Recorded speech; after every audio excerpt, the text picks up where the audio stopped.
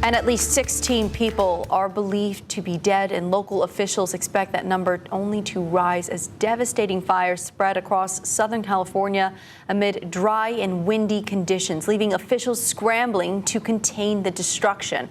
ABC's Alex Stone has the latest from California. Nearly 10 million people across Southern California are under a red flag warning and fire weather watch through Wednesday. Progress made by firefighters over the past few days could be in jeopardy. These winds, combined with low humidities and low fuel moistures, will keep the fire threat in Los Angeles County high.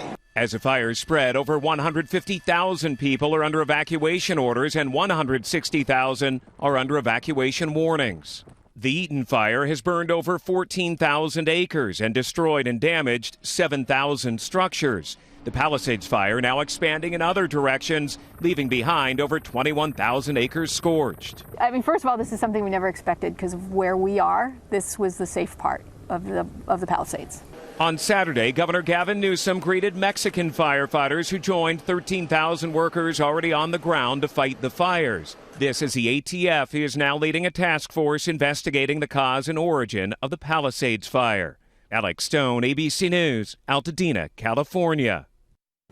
Now to a closer look at the impact of those devastating wildfires. So many people facing the sudden shock of losing nearly everything. ABC's Jacqueline Lee shares their stories.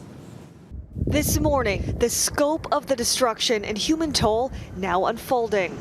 Fire tearing through homes and businesses, many seeking refuge at pop-up shelters like California's famous Rose Bowl Stadium. This family telling Armola Lengi they escaped their burning home with their 2 kids and their dog with just minutes to spare. I take it you lost everything. Lost everything. Yeah, so we're here collecting diapers for our 16-month-old daughter. Sean came back to his Palisades Bowl neighborhood to find precious valuables completely gone. We lost everything. Yeah, so there's nothing. To David Silverman, returning to his home of 20 years for the first time, seeing the destruction up close. I think the gas lines must have exploded. That pretty much demolished everything. We have to go, everybody. But when thousands evacuated, one man, Dr. Chester Griffiths, stayed behind to save his and his neighbors' homes. I had to race here because my son and my wife evacuated, but our neighbor stayed, and I wasn't going to leave him alone. He and a few neighbors were certified by the Los Angeles Fire Department to serve as resident first responders in a disaster. And after the first long night of fighting one of the most destructive fires in Los Angeles history, It's all gone.